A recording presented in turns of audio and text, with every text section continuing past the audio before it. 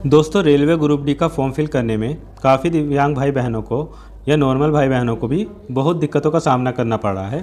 तो आप बिल्कुल भी परेशान ना होइए, मैं आपको सब कुछ इस वीडियो में बताने वाला हूं। जैसे सबसे पहले तो जोन सेलेक्ट करने में बहुत दिक्कत आ रही है। जैसे बहुत लोगों को उसमें क्योंकि नोटिफिकेशन में जयपुर, हुबली और जबलपुर, इसके अलावा न्यू दिल्ली और इसके अलावा हाजीपुर, ये सब भी अलग अलग ज़ोन भी दिए हुए हैं। तो ये उनको जब वो ज़ोन सेलेक्ट करने के लिए जाते हैं तो वहाँ पर इनको ये दिखता नहीं है।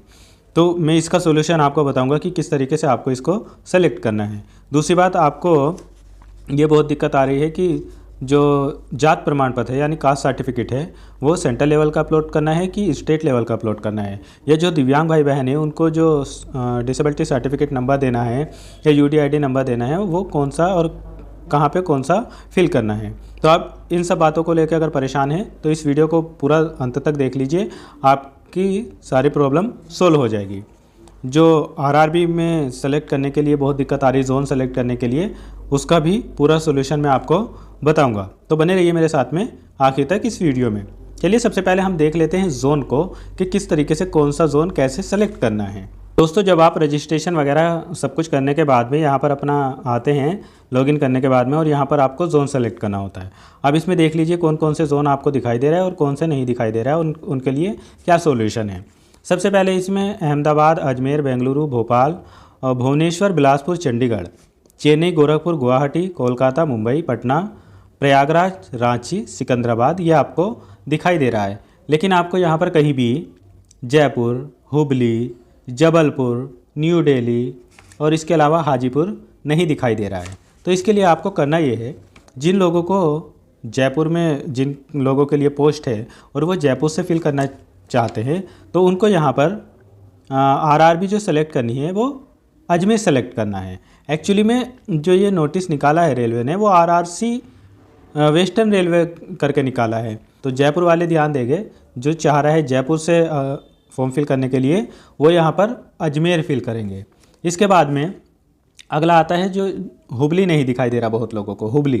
तो हुबली का जो जोन यहाँ पर जो आरआरबी सेलेक्ट की जाएगी उनको यहाँ पर बेंगलोर सेलेक्ट करना होगा, बेंगलुरु। तो जितने भी हुबली से फिल करना चाहते हैं उनको यहाँ पर जो आरआरबी सेलेक्ट करनी होगी वो बेंगलुरु सेलेक्ट करनी होगी। इसके बाद न्यू दिल्ली वाले में बहुत दिक्कत आ रही है। कई सारे भाई बहनों का मेरे पास में मैसेज आया और मेल पे भी आया और कमेंट में भी आया कि न्यू दिल्ली कैसे सेलेक्ट करें। तो न्यू दिल्ली की जो आरआरबी है वो चंडीगढ़ है, इसलिए जो न्यू दिल्ली से फिल करना चाहते हैं उनको यहाँ पर चंडीगढ़ सेलेक्ट करना होगा। और इसके अलावा आगे है हाजीपुर। तो जिन लोगों को हाजीपुर से फॉर्म भरना है, हाजीपुर क्योंकि बिहार में पड़ता है और उसकी आरआरबी पटना है, तो यहाँ पर उन लोगों को पटना सेलेक्ट करना होगा जिन लोगों को हाजीपुर से फॉर्म फिल करना है। तो लगभग इन्हीं में दिक्कत आ रही थी, एक तो जयपुर में, एक हुबली में और एक जबलपुर। हाँ, जबलपुर की अगर बात करें तो जबलपुर पड़ता है मध्य प्रदेश में। तो इसके लिए आपको यहाँ पर भोपाल सेलेक्ट करना होगा। देखिए कहीं दिया होगा भोपाल, हाँ यहाँ पर देखिए भोपाल। तो जितने भी लोग जबलपुर से फॉर्म फिल करना चाहते हैं उनको यहाँ पर भोपाल सेलेक्ट करना होगा। तो आशा करता हूँ कि आपकी ये वाली प्रॉब्लम तो सोल्व हो गई होगी। मैं एक बार और बता देता हूँ, जितने लोगों को जयपुर फिल करना है उनको अजमेर यहाँ पर सेलेक्ट करना है, जो हुबली से फॉर्म भरना चाहते हैं उनको यहाँ पर बेंगलुरु सेलेक्ट करना है, जो जबलपुर से सेलेक्ट करना चाहते हैं भरना चाहते हैं फॉर्म उनको भोपाल करना है, और जो न्यू दिल्ली से फॉर्म फिल करना चाहते हैं उनको यहाँ पर चंडीगढ़ सेलेक्ट करना है, और हाजीपुर से जो फॉर्म फिल करना चाहते हैं उनको यहाँ पर पटना फॉर्म फिल करना है। और बाकी जो अलग जो और जोन हैं जैसे चेन्नई, गोरखपुर, गुवाहाटी, कोलकाता, मुंबई, प्रयागराज, रांची, सिकंदराबाद, तो ये तो सब दिए ही हुए हैं। चलिए अब हम देख लेते हैं कि आपको कास्ट सर्टिफिकेट कौन सा लगाना है, कौन सा सही रहेगा।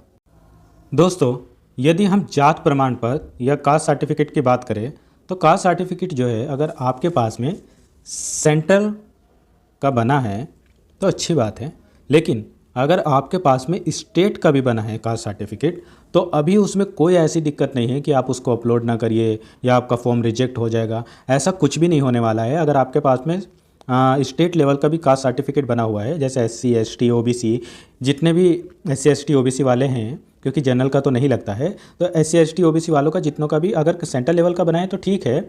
लेकिन अगर नहीं बना और उनके पास में स्टेट लेवल का है मतलब स्टेट का ही जात प्रमाण पत्र बना है, तो उनको कोई भी दिक्कत नहीं आने वाली है फॉर्म फिल करने में।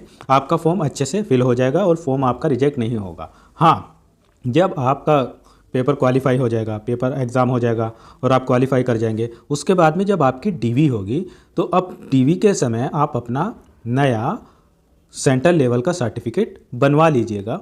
तो अभी आपको बिल्कुल इतना परेशान होने की ज़रूरत नहीं है कि अभी तो मेरे पास में है नहीं, मैं फॉर्म कैसे फिल करूं, कर पाऊंगा नहीं कर पाऊंगा, अगर मैंने पहला वाला लगा दिया जो मेरा स्टेट का बना है तो वो मेरा फॉर्म रिजेक्ट हो जाएगा। ऐसा कुछ भी नहीं होने वाला, आपका फॉर्म भी आराम से फिल हो जाएगा और फॉर्म रिजेक्ट भी नहीं होगा। बस ये ध्यान रखिएगा, जब आपकी डीवी होगी, जब आपका सिलेक्शन होने वाला होगा, तो उसके टाइम पर आप सेंट्रल लेवल का बनवा लेना। अभी आपको कोई भी दिक्कत लेने की ज़रूरत नहीं है। जो सा भी सर्टिफिकेट आपके पास में है आप फॉर्म फिल कर दीजिए, लास्ट डेट का इंतज़ार बिल्कुल ना करिए। चलिए देख लेते हैं जो डिसेबिलिटी सर्टिफिकेट में है उनको किस तरीके से यूडीआईडी नंबर या डिसेबिलिटी सर्टिफिकेट फिल करना है। जब आप अपना फॉर्म फिल कर रहे हैं तो उसमें आपको यहाँ पर मैं निशान लगा के दिखाता हूँ। एक तो यहाँ पर पूछा है PWBD सर्टिफिकेट और एक आपसे पूछा है UDID इफ़ अवेलेबल, अगर आपके पास में अवेलेबल है। मुझसे एक भाई ने पूछा था कि जो मल्टीपल डिसेबल्ड वाले हैं, अगर कोई मल्टीपल डिसेबल्ड का इसमें सेलेक्ट करता है तो वो सब डिसेबिलिटी क्या सेलेक्ट करें। तो सब डिसेबिलिटी सेलेक्ट करने के लिए आप उनके दिव्यांगता प्रमाण पत्र पर देखिए कौन कौन सी डिसेबिलिटी उनके पास में है, और उस डिसेबिलिटी के हिसाब से यहाँ पर मान लीजिए किसी को देखने में दिक्कत है और इसके अलावा उसको चलने में भी दिक्कत है, तो आप यहाँ पर 2 सेलेक्ट कर लेंगे। इस तरीके से सेलेक्ट करना है मल्टीपल डिसेबिलिटी वालों को। अब यहाँ पर आपको जो अपना PWD सर्टिफिकेट देना है और UDID नंबर देना। अगर आपकी UDID बनी है तो यहाँ पर UDID नंबर दे दीजिए, और अगर आपके पास में PWD सर्टिफिकेट है, देखिए PWD सर्टिफिकेट एक तो वो होगा जो ऑफलाइन बना होगा, तो आप उसका नंबर भी यहाँ पर दे सकते हैं। एक जो UDID के साथ में बनता है ऑनलाइन वाला, जब आप उसको ऑनलाइन डाउनलोड करते हैं डिसेबिलिटी सर्टिफिकेट, तो वो नंबर और UDID नंबर क्योंकि सेम होता है, तो अगर आपके पास में UDID है तो यहाँ पर भी आप UDID नंबर फिल कर दीजिए, क्योंकि वो डिसेबिलिटी सर्टिफिकेट पर भी सेम होता है, और यहाँ पर भी UDID नंबर फिल कर दीजिए, तो दोनों में एक ही नंबर को फिल आप कर सकते हैं। अन्यथा अगर आपके पास में UDID नहीं है तो जो आपका ऑफलाइन सर्टिफिकेट बना है उस पर ऊपर लिखा होता है वो यहाँ पर फिल कर दीजिए। आपको कोई भी दिक्कत नहीं आएगी, इसकी इतना बड़ा इश्यू नहीं होता है, बस आपको सही से उसको फिल करना है। जो भी आपके पास में है वही करिएगा जो आप डीवी के टाइम वहाँ पर ले जाएंगे। तो इसमें आशा करता हूँ कि अब आपको कोई दिक्कत नहीं आएगी, और RRB भी मैंने सब कुछ अच्छे से बता दिया। चलिए एंड करते हैं इस वीडियो को। वीडियो देखने के लिए थैंक यू सो मच। ज़्यादा से ज़्यादा लोगों के पास में शेयर कर दिया करिए वीडियो, ताकि सभी लोगों को पता चल जाए और सब आराम से फॉर्म फिल कर पाए।